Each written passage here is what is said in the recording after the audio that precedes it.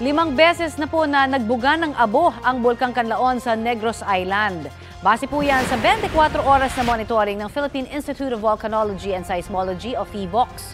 Nagtagal ang ash emission ng 4 na minuto hanggang 2 oras. Nakapagtala pa rin po ang bulkan ng walang patid na pagsingaw at panakanakang pagbuga ng abo na may 400 metro ang taas. Naglabas din po ang Bulkang Kanlaon ng halos 5,000 toneladang asupre. Aabot naman sa 16 ang naiulat na volcanic earthquakes, kabilang ang 5 volcanic tremors. Nananatili ang Alert Level 3 sa bulkan.